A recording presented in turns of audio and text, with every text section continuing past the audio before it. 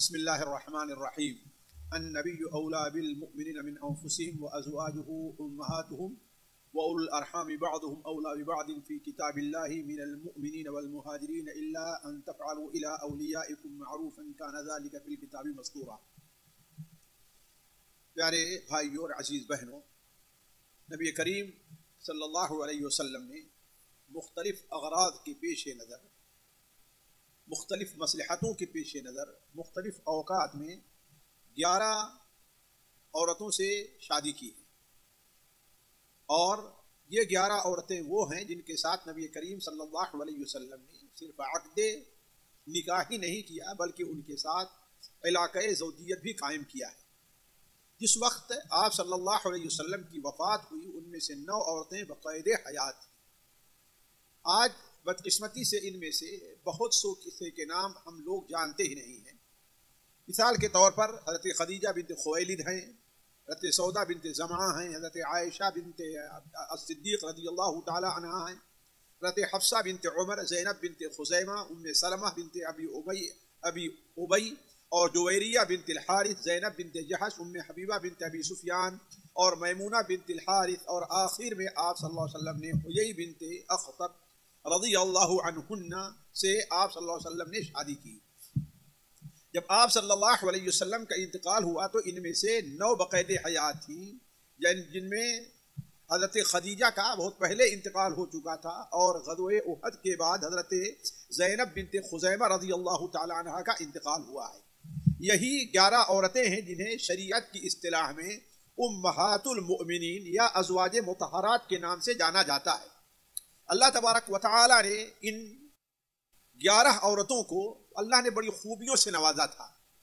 ان کی سب سے بڑی خوبی یہ تھی کہ جب قرآن مجید میں یہ حکم نازل ہوا کہ اے نبی صلی اللہ علیہ وسلم اپنی بیویوں سے کہہ دیں کہ کیا تم دنیا کی زندگی اور دنیا کی زیب و زینت چاہتی ہو تو آؤ ہم تمہیں جو کچھ ہم سے ہو سکے ہم دے دلا کر کے ہم تمہیں آزاد کر دیتے ہیں، اور جاؤ دنیا کی نعمتوں سے مستفید ہو۔ اور اگر تم اللہ کے رسول اور آخرت، اگر تم ان کنتن تریدن اللہ ورسولہ والدار الآخرہ، اگر تم اللہ کے رسول اور دار آخرت کو چاہتی ہو تو یقین مانو کہ تم میں سے جو نیک کام کرنے والی عورتیں ہیں اللہ تبارک و تعالیٰ نے ان کے لیے بہت بڑا اجر تیار کر رکھا ہے۔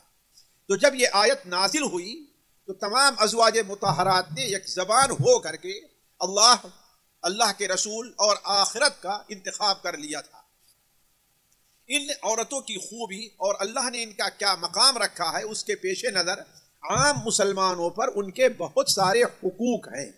ان حقوق کا جاننا اور ان کو ادا کرنا ایک مسلمان کا دینی فریضہ ہے، اور ایسا کیوں نہ ہو ساتھیو، ان کے حقوق کیوں نہ ہوں؟ اس لیے کہ اللہ تبارک و تعالی نے انہیں بڑا اونچا مقام دیا ہے، ان کے بڑے فضائل بیان کیے ہیں، اور اللہ تبارک و تعالی نے انہیں بہت ہی اہمیت دی ہے۔ مثال کے طور پر سب سے بڑی فضیلت جو کسی عورت کو حاصل ہو سکتی ہے وہ یہ ہے کہ اللہ تبارک و تعالی نے اسے وہ مقام دیا کہ اس نے تمام مسلمانوں کی ماں قرار دیا ہے۔ کس معنی میں؟ احترام میں، تقدیر میں، اور حتیٰ کہ ان سے شادی کرنے میں ان کی مثال یہ ہے گویا وہ مسلمان کی ماں ہے، یعنی جیسے کسی مسلمان کی شادی اپنی ماں سے نہیں ہو سکتا، کسی بھی صورت میں نہیں ہو سکتا۔ انہو کان فاحشۃ ومقتا وساء سبیلا، یہ صورتحال ہے۔ تو اللہ تبارک و تعالیٰ نے انہیں یہ مقام دیا کہ النبی اولا بالمؤمنین من انفسهم وازواجہ امہاتہم۔ نبی کا مقام یہ ہے کہ ایک مسلمان پر نبی کا حق مسلمان کے اپنے حق اپنے نفس سے بھی زیادہ ہوا کرتا ہے، اور اللہ تعالیٰ نے نبی کی بیویوں کو مسلمانوں کی ماں قرار دیا ہے۔ اسی طریقے سے اللہ تبارک و تعالیٰ نے انہیں دنیا کی افضل ترین عورتیں قرار دیا ہے، یعنی گویا کہ ایک مسلمان یہ عقیدہ رکھتا ہے کہ دنیا میں جتنی عورتیں ہیں ان میں سب سے افضل عورت نبی کریم صلی اللہ علیہ وسلم کی ازواج مطہرات ہیں، کوئی دوسری عورت ان کے مقام اور مرتبے کو نہیں پہنچ سکتی۔ اور یہی کیا کم ہے ان کے فضائل میں کہ اللہ تبارک و تعالی نے انہیں اپنے نبی کی بیوی کے طور پر ان کا انتخاب کیا ہے. اسی طریقے سے اللہ تبارک و تعالی نے انہیں جو مقام دیا ہے وہ دنیا کی کسی عورت کو حاصل نہیں. جیسے اللہ تعالیٰ فرماتا ہے یا نساء النبی لستن کاحد من النساء، اے نبی کی عورتوں تم عام عورتوں کی طرح نہیں ہو، عام مسلمانوں کی عورتوں کی طرح نہیں ہو. اللہ نے تمہارا کام بڑا رکھا ہے.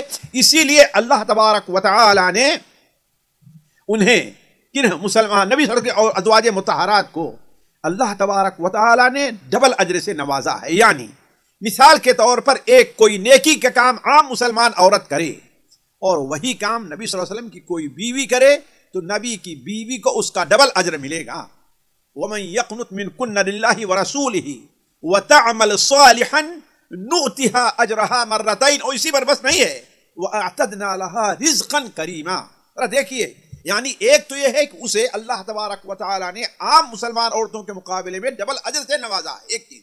دوسری چیز اس کے اوپر اضافہ اللہ تبارک و تعالی نے اسے رزق کریم کی بشارت دی ہے. اور ایک اور ایسی فضیلت ہے جس کی وجہ سے ان کے حقوق ہمارے اوپر ہوتے ہیں. اس کو ذہن میں رکھیے گا اس لیے کہ درس کے آخر میں یہ بات آئے گی کہ اللہ تعالیٰ نے ان کے اوپر یہ نعمت کی ہے. وہ نعمت کیا ہے؟ وہ نعمت یہ ہے کہ ان کے گھروں میں ان کے دے بسیرے میں اللہ تبارک و تعالیٰ کی آیات اور نبی کریم صلی اللہ علیہ وسلم کی احادیث کی تلاوت ہوا کرتی ہے. وَاذْكُرْنَا ما يتلى في بيوتكن من آیات اللہ والحکمہ ان اللہ کان لطیفا خبیرا. ذرا اس جملے کے اوپر غور کریں ان اللہ کان لطیفا خبیرا. کہ اللہ تبارک تعالیٰ کیا فرما رہا ہے کہ اے نبیو اے نبی کی بیویو تمہارے اوپر اللہ تعالیٰ کا ایک بڑا انعام یہ بھی ہے کہ تمہارے گھر میں اللہ تبارک و تعالیٰ کی آیات کی تلاوت ہوتی ہے. تمہارے گھروں میں حضرت جبرائیل نبی کریم صلی اللہ علیہ وسلم پر قرآن مجید لے کر کے آتے ہیں اور نبی کریم صلی اللہ علیہ وسلم کی احادیث کی بھی تلاوت ہوتی ہے. اور اللہ کے لطیفاً خبیرہ دو چیز. لطیف معنی کیا ہوتا ہے؟ بہت ہی باریک بھی. یعنی اللہ تعالیٰ نے تمہیں اس لائق سمجھا، اللہ تعالیٰ نے اپنے علم کے مطابق تمہیں اس لائق گردانا کہ اللہ تبارک و تعالیٰ تمہیں اس نعمت سے نوازے کہ تمہارے گھروں کے اندر اللہ تعالیٰ کی آیات کی تلاوت ہونے لگے. تو خیر ساتھیو یہ مقام تو بڑا اونچا ہے اور یہ بڑا طویل موضوع ہے کہ اللہ کے رسول کی آپ صلی اللہ علیہ وسلم کی ازواج مطہرات ہیں ان کے فضائل کیا ہیں اور ان کی خوبیاں کیا، ان کے خصائص کیا ہیں، اس کے ایک مستقل درس کی ضرورت ہے. یہاں صرف اشارے سے ہم نے کام لیا ہے اور بہت جگہ دلائل کو بھی نہیں ذکر کیا. کیوں؟ اس لیے کہ اس مختصر سی مجلس میں نبی کریم صلی اللہ علیہ وسلم کی ازواج مطہرات کے جو حقوق ایک مومن کے اوپر ہے ان کا ذکر کرنا مقصود ہے. دیکھیے ان میں سے چند حقوق کا ہم نے انتخاب کیا ہے. پہلا حق یہ ہے کہ نبی کریم صلی اللہ علیہ وسلم کی ازواج مطہرات کے بارے میں معلومات اور معرفت حاصل کی جائے. کیوں؟ اس کی کئی وجہ ہے اور اس بات خصوصاً میں اس لیے کر رہا ہوں کہ آج ہمارے نوجوان طبقہ ہمارا خواہ لڑکوں کی شکل میں ہے یا لڑکیوں کی شکل میں ہے، آج صحابیات اور خصوصاً ازواج مطہرات جو ہماری بچیوں کے لیے ایک آئیڈیل، ایک اسوہ، ایک نمونہ ہونا چاہیے، انہی کی سیرت سے وہ غافل ہیں. ان کا عمل، ان کا عقیدہ، ان کا اسوہ کیا رہا ہے ہمیں آج ان کے بارے میں معلوم نہیں ہے. جبکہ ہمیں حق بنتا ہے کہ ہم ان کے بارے میں معرفت حاصل کریں. کیوں؟ اولاً تو اس لیے کہ جب تک کسی ذات کی معرفت صحیح طور پر حاصل نہیں ہوتی ہے ہم یہ جانے ہی نہیں کہ حضرت خدیجہ کو اللہ نے کیا مقام دیا تھا اور حضرت خدیجہ کی کیا خدمات ہیں حضرت خدیجہ رضی اللہ تعالی عنہا کی. حضرت عائشہ رضی اللہ نے کیا مقام دیا تھا، کیا علم سے نوازا تھا. حضرت ام سلمہ کس قدر سمجھدار اور حکیم عورت تھی. حضرت حفصہ بنت عمر رضی اللہ عنہ کس قدر روزہ رکھنے والی اور قیام کرنے والی، یہاں تک کہ اللہ تبارک و تعالی 7ویں آسمان سے جبرائیل کو بھیجتا ہے اور جا کر کے محمد صلی اللہ علیہ وسلم سے بتلا دو کہ عائشہ بڑی نیک عورت ہے. تو جب تک ہم ان کو جانیں گے نہیں ہم ان کی قدر بھی نہیں کریں گے. اور ثانیاً جب تک ہمیں ان کی سیرت کے بارے میں معلومات نہیں ہوگی، ہماری بچیاں، ہماری بہنیں ان کو اپنا اسوہ کیسے مانے گی، ان کو اپنا آئیڈیل کیسے مانے گی، ان کے طریقے اس طریقے سے اپنائے گی؟ تو سب سے پہلا حق جو ازواج مطہرات کا ہمارے اوپر بن رہا ہے کہ ہم اور آپ ان کے بارے میں معرفت حاصل کریں، تبھی ہم صحیح طور پر ان کے حق کو ادا کر سکتے ہیں۔ دوسری بات یہ ہے کہ ان سے محبت کی جائے، ان سے محبت کی جائے۔ کیوں؟ اس لیے کہ انسان اپنی ماں سے فطری طور پر محبت کرتا ہے، تو جب وہ عورتیں ہماری ماں کے مانند ہوئیں، ہماری ماں کے مانند ہوئیں، تو ہم ان سے محبت کیوں نہیں کریں گے؟ بات ہے، یہ ایک فطری چیز ہے کہ انسان اپنی ماں سے محبت کرتا ہے، تو گویا ہمیں اپنی طبیعت، اپنا مزاج ایسے بنانا چاہیے کہ ہماری محبت کے اندر یہاں تک صرف شرعی نہیں بلکہ فطری محبت ہمارے دل میں ایسی پیدا ہو جائے کہ ہم ازواج مطہرات سے محبت کریں۔ اور اس لیے بھی کہ ان کے ذریعے اللہ تبارک و تعالی نے دین کی بہت سی باتیں ہم تک پہنچائی ہیں۔ حضرت عائشہ کی سیرت دیکھ لیجئے، حضرت ام سلمہ کی سیرت دیکھ لیجئے، کس قدر ایک علم کا بہت بڑا ذخیرہ جو دوسرے صحابہ کے ذریعے نہیں، ان کے ذریعے سے ہم تک پہنچا ہے۔ حتیٰ کہ اللہ کے رسول صلی اللہ علیہ وسلم صحابہ کرام، بڑے بڑے صحابہ کرام ان کے پاس آتے تھے اس سے علم حاصل کرنے کے لیے۔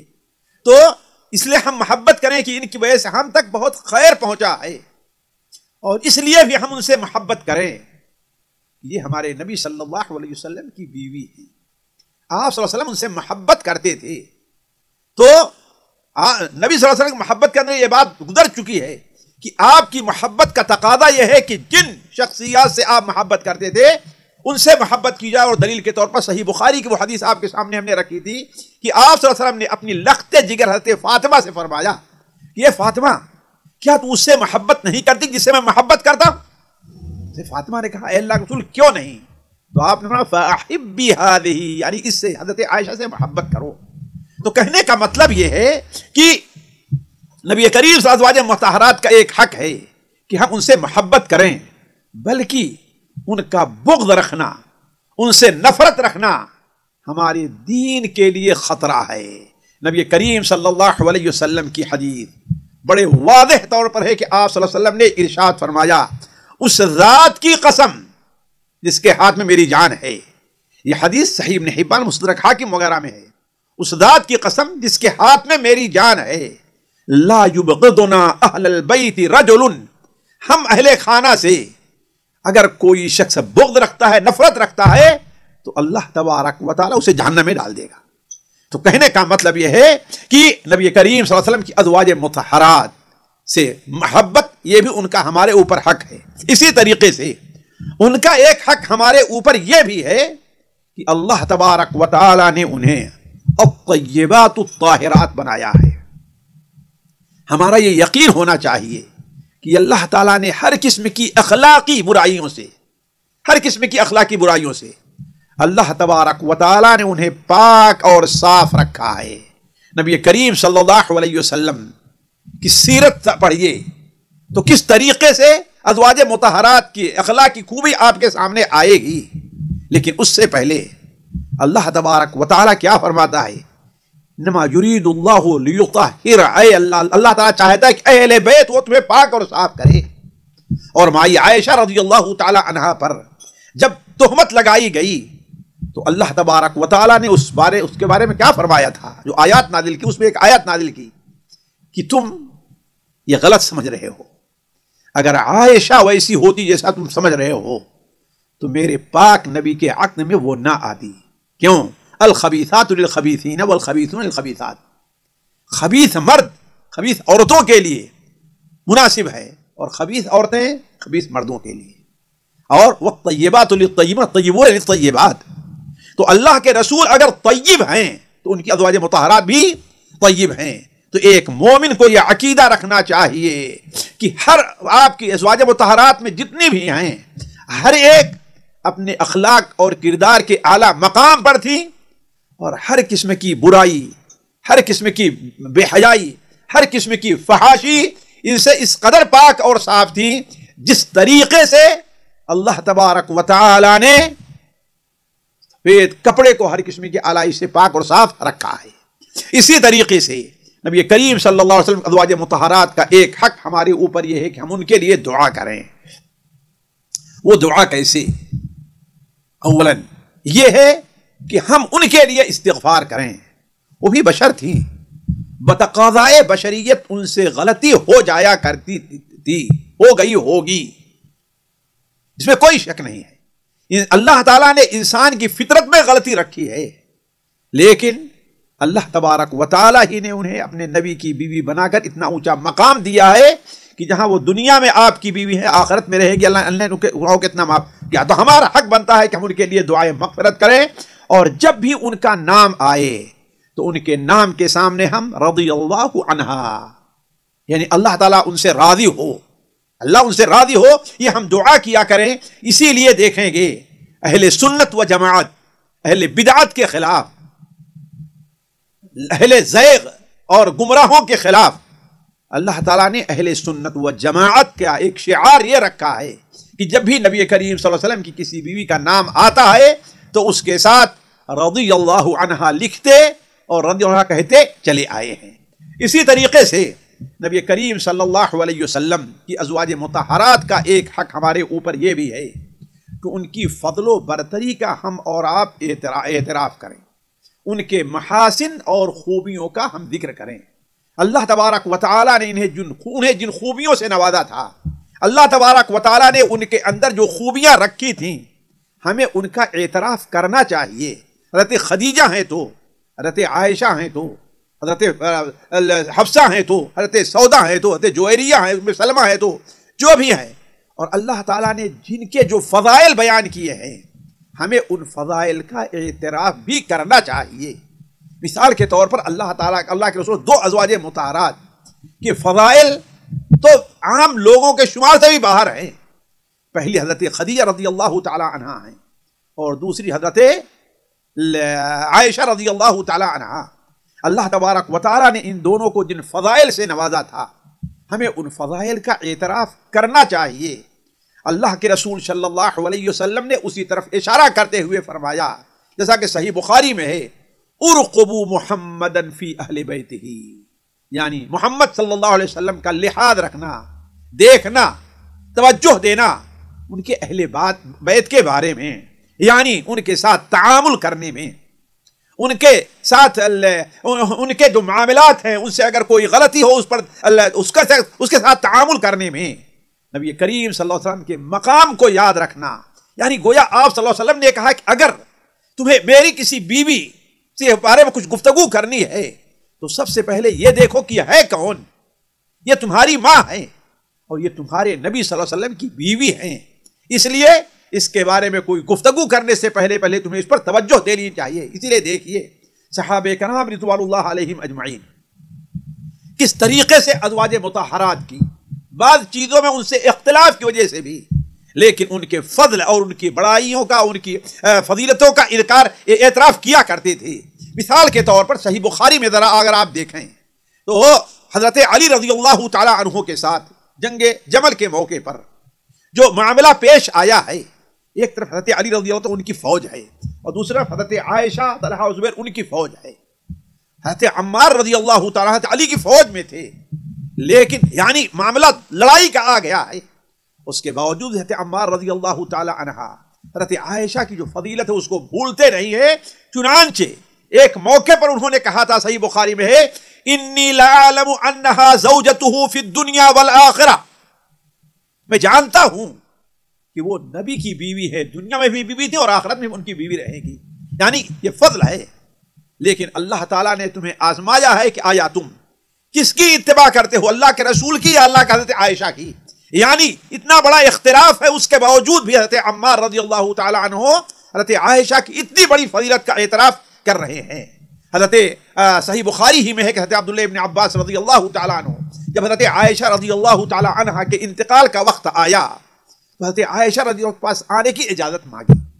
حضرت عائشہ رضی اللہ تعالی عنہ نے کہا کہ نہیں، اس لیے نہیں کہ ان سے نفرت تھی، اس لیے کہ وہ چاہتی تھی کہ بلا وجہ آئیں گے تو ابھی ہماری تعریف کریں گے، ہمارے فضائل بیان کریں گے، اور میں یہ نہیں چاہتی، میں اللہ تعالیٰ سے ملنا چاہتی ہوں. تو حضرت عائشہ نے انکار کر دیا. لیکن لوگوں نے کہا کہ اے امی جان، یہ اللہ کے رسول صلی اللہ علیہ وسلم کے چچے داد بھائی ہیں، یہ مسلمانوں کے بڑے عالم ہیں، ان کی بڑی اہمیت ہے. تو جب لوگ سفارش کرنے لگے تو مائی عائشہ رضی اللہ تعالیٰ عنہ نے کہا کہ اچھا انہیں آنے دو. ظاہر بات ہے وہ پردے میں تھی. حضرت عبداللہ بن عباس بغل کھڑے ہوئے دور اور کہا اے ماں کیف تجدینکی، اے ماں آپ کا کیا حال ہے؟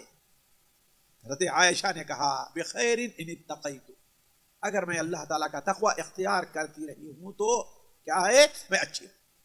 حضرت عبداللہ بن عباس نے کیا کہا، انت بخیر انشاءاللہ، تو انشاءاللہ خیر ہی پر ہے. یہی کیا کم ہے کہ نبی صلی اللہ علیہ وسلم کی آپ زوجے محترمہ ہیں، اور اللہ تعالیٰ نے آپ کو بعد وہ خوبیوں سے نوازا ہے کہ نبی صلی اللہ علیہ وسلم کسی بیوی کو وہ خوب مقام نہیں ملا. اولا تو نبی صلی اللہ علیہ وسلم نے کسی باکرہ عورت سے آپ کے علاوہ شادی نہیں کی، اور دوسری بات یہ ہے کہ اللہ تعالیٰ نے آپ کے عذر کو، آپ کی صفائی کو، آپ کی پاکی کو اللہ تعالیٰ نے آسمان سے نازل کیا ہے کہ آپ پاک ہیں.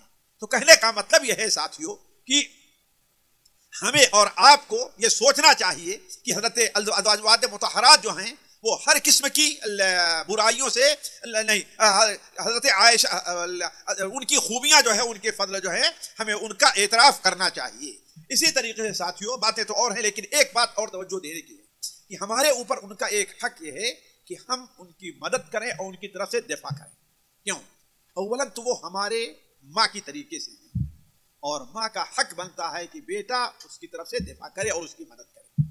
ایک دوسری بات یہ ہے کہ ان کے اوپر جو الزام لگائے جاتے ہیں، الزامات شیعوں کی طرف سے، بدینوں کی طرف سے جو لگائے جاتے ہیں، خارجیوں کی طرف سے جو الزامات لگائے جاتے ہیں، ہمیں تردید کرنا چاہیے.